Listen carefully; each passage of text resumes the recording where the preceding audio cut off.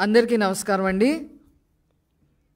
YSR Congress party తండ్రి శవాన్ని పక్కన పెట్టుకొని సంతకాల సేకరణతో మొదలైన ఒక శవ రాజకీయం చేసే రాజకీయ పార్టీ ఇప్పుడు రాబందుల పార్టీలాగా తయారైంది.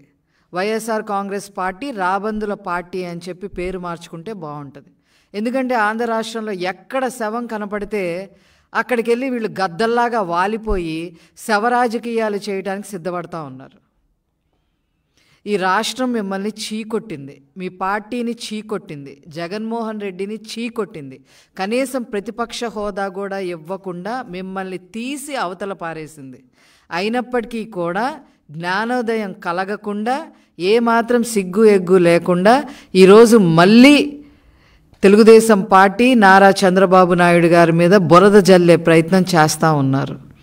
వంగి కొబ్బరికాయ కొట్టలేని వాళ్ళు కనీసం జెండా ఎగరేయటానికి ఆసరాగా ఉండే తాడుని కూడా అతని దగ్గరికి రావాలి తప్ప అతను ఆ తాడు దగ్గరికి వెళ్ళే పరిస్థితి లేకుండా ఉండే ఈ జగన్మోహన్ రెడ్డి ఏమాత్రం జాతీయ జెండాకు కూడా గౌరవం ఇవ్వలేని ఇతను ఈరోజు నిన్న జరిగిన ఈ పాయకారావుపేటలో ఫుడ్ పాయిజన్ ఏదో జరిగితే దాని మీద శవ రాజకీయం చేస్తూ ఉన్నారు. నేను ఒకటే అడుగుతున్నా, ఏం జరిగింది అక్కడ?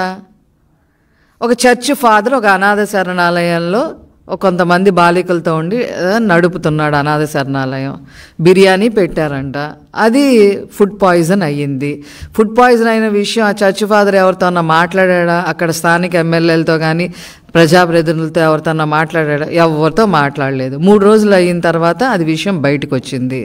పిల్లలు 4 చనిపోయారు. మిగతా వాళ్ళు సీరియస్గా ఉన్న వాళ్ళందరినీ కేజీహెచ్లో జాయిన్ చేయమని చంద్రబాబు నాయుడు గారి నోటీస్కి రాగానే మొత్తం చర్యలు తీసుకున్నారు. ఎక్కడా కూడా అనాథ శరణాలయాలు ఎక్కడెక్కడ ఉన్నాయో రాష్ట్రంలో అవన్నీ లిస్ట్ అవుట్ చేయమన్నారు. ఎవరైతే పిల్లలు చనిపోయారో వాళ్ళకి పరిహారంగా వాళ్ళ కుటుంబాలకి 10 లక్షల ఎక్స్గ్రేషియా ప్రకటించారు. అక్కడ డిఈఓ ఎవరైతే ఉన్నారో స్థానికంగా ఉన్నారో అతను విచారణ చేస్తూ ఉన్నారు. ఇన్ టైం మానిటరింగ్ చేస్తూ ఉన్నారు. తర్వాత ఈ రాష్ట్రంలో ఉన్న అనాథ శరణాలయాలన్నింటినీ కూడా లిస్ట్ అవుట్ చేసి అసలు వాడి పరిస్థితి ఏంటి, అవసరమైతే గవర్నమెంటే టేక్ ఓవర్ చేస్తుందని చెప్పారు. నిన్న ఎక్కడైతే ఇది జరిగిందో అసలు పూర్తిగా ఆ శరణాలయం బాధ్యత మొత్తం చంద్రబాబు నాయుడు గారే తీసుకుంటానని చెప్పారు. ప్రభుత్వం తరఫున తీసుకుంటా అని చెప్పి ఇంకేంటి మీ బాధ? ఈ శవ రాజకీయాలు చేయడానికి ఎందుకు ప్రయత్నం చేస్తూ ఉన్నారు? మీకు అసలు అర్హత ఉందా అని నేను అడుగుతా ఉన్నా. పులివెందుల్లోనే, అక్కడెక్కడ కాదు, జగన్మోహన్ రెడ్డి గారి ప్రభుత్వంలో జగన్మోహన్ రెడ్డి గారు ముఖ్యమంత్రిగా ఉన్నప్పుడే పులివెందుల నియోజకవర్గం చక్రైపేటల మండలంలో ప్రాథమిక పాఠశాలలో 15 మంది కడుపు నొప్పి వచ్చి వాంతులు విరోచనాలు అయితే కూడా ఏ రోజు మీరు పట్టించుకోవాలా? ఇది ఎప్పుడు జరిగింది? 27/11/2022లో జరిగింది. పశ్చిమ గోదావరి జిల్లాలో 21 మంది ప్రాథమిక మండల పరిషత్, ఏది పాలకోడేరులో నెంబర్ 1 మండల పరిషత్ ప్రాథమిక పాఠశాలలో 21 మంది మరి ఫుడ్ పాయిజన్కి గురైతే ఒక్కళ్ళని కూడా పట్టించుకున్న పరిస్థితి లేదు. ఇది మేము సాక్ష్యాలతో సహా చెప్పగలుగుతాం. ఈనాడులో వచ్చింది. తర్వాత 31/1/2023 160 మంది విద్యార్థులు సకాలంలో చికిత్స లేక కలుషిత ఆహారంతో విలవిల్లాడిపోయారు. దీని మీద ఏం సమాధానం చెప్తా? అలాగే మధ్యాహ్న భోజనం వికటించి 38 మంది అస్వస్థతకి గురయ్యారు. ఇది పార్వతీపురం మన్యం జిల్లాలో జరిగింది. దీనికేం సమాధానం చెప్తా? ఏ రోజన్నా దీని గురించి పట్టించుకున్నా? ఇవన్నీ ప్రభుత్వం నడిపే పాఠశాలలో, ప్రభుత్వం నడిపేవి. ఇంకా నిన్న జరిగింది అసలు ప్రభుత్వానికి సంబంధమే లేదు. దీనికేం సమాధానం చెప్తారు? కొత్త వలసలో 10 మంది విద్యార్థులు అస్వస్థత జరిగింది. ఇది ఎప్పుడు జరిగింది? 9/2/2023లో. ఏమన్నా యాక్షన్ తీసుకున్నారంటే ఏమీ లేదు.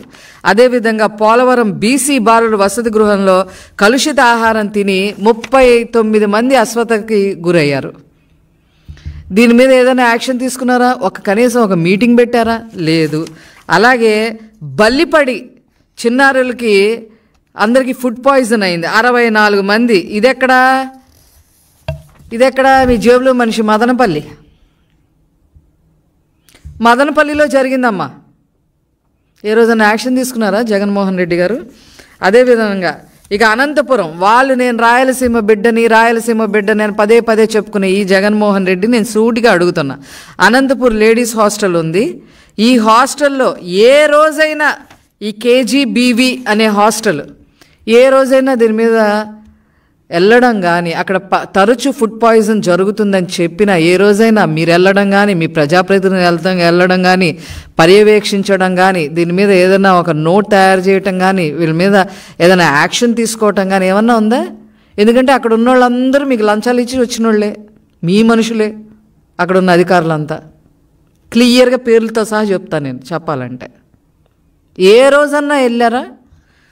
తర్వాత అదే రాయలసీమలో కదిరిలో జగనన్న గోరుముద్ద తిని 20 మంది విద్యార్థులకు అస్వస్థత కదిరిలో జరిగింది.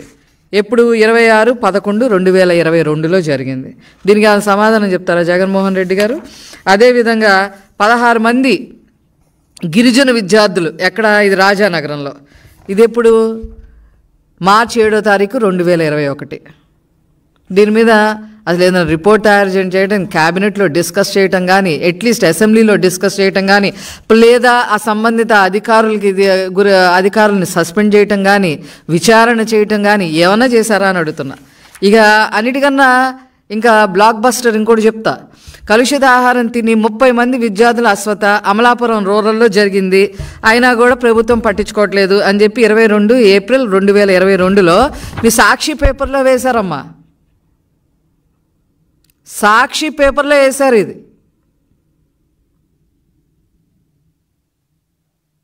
మీరు చేసిన తప్పుడు పనులకి మీకు కరెక్ట్గా సమాధానం చెప్పి మిమ్మల్ని ఎక్కడ ఉంచాలో అక్కడ ఉంచారు ప్రజలు. ఏమీ లేకపోయినా కూడా శవరాజకీయాలు చేయడానికి మీకు పనిపాట లేదా అని వైసీపీ నాయకుల్ని, ముఖ్యంగా జగన్మోహన్ రెడ్డి గారిని అడుగుతున్నాను నేను.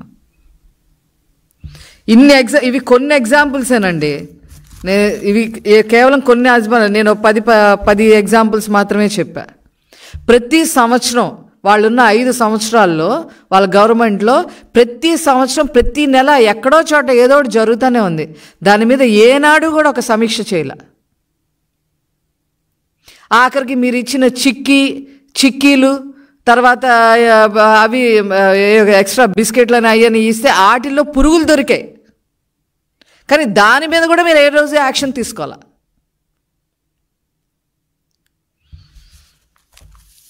ఖబర్దార్ జగన్మోహన్ రెడ్డి గారు, ఖబర్దార్. ఇష్టం వచ్చినట్టుగా మాట్లాడటం. మా ప్రభుత్వం వచ్చి 2 నెలలు అయ్యింది. అసలు మాకు సంబంధం లేని విషయానికి కూడా మేము అంటించుకొని ఈ రాష్ట్ర ప్రజలు అని చెప్పి అంటించుకొని మరి చంద్రబాబు నాయుడు గారు యాక్షన్ తీసుకొని అక్కడ డీఈఓతో విచారణ చేపిస్తూ నిన్న హోమ్ మినిస్టర్ గారు కూడా వెళ్ళడం జరిగింది, పర్యవేక్షణ చేయడం జరిగింది. ఉన్న పిల్లల్ని కేజీహెచ్లో జాయిన్ చేయడం జరిగింది. చనిపోయిన వాళ్ళకి 10 లక్షల వరకు పరిహారం ఇవ్వటం జరుగుతూ ఉంది. వాళ్ళ మీద యాక్షన్ తీసుకుంటున్నారు. ఇంకా ఇదంతా కాక వాళ్ళందరినీ నెత్తినేసుకుంటాం, గవర్నమెంట్ తరఫున మేమందరం నెత్తినేసుకొని నేనే చూస్తానని చెప్పి కూడా చంద్రబాబు నాయుడు గారు మాట్లాడటం జరిగింది. పిల్లల కన్నా ఏది ఎక్కువ కాదు అనే ఉద్దేశంతో. ఇంకెంతకన్నా ఏం క్లారిటీ కావాలి? ఇది పరిపాలన అంటే. మీలాగా కాదు. ఇందులో నేను చెప్పినట్లు అన్నీ జగనన్న గోరుముద్దే. ఇవన్నీ ఆ గోరుముద్దలే గవర్నమెంట్కి సంబంధించిన వాటిలోనే జరిగాయి. కాబట్టి ఇవన్నీ దృష్టిలో పెట్టుకొని పిచ్చి ప్రలాపాలు మాని చంద్రబాబు నాయుడు గారు ఏ రకంగా పరిపాలన చేస్తున్నారో హోమ్ థియేటర్లో టీవీ ఛానల్స్ పెట్టుకొని చూడండి. ఇకనైనా బుద్ధి తెచ్చుకోండి. Thank you.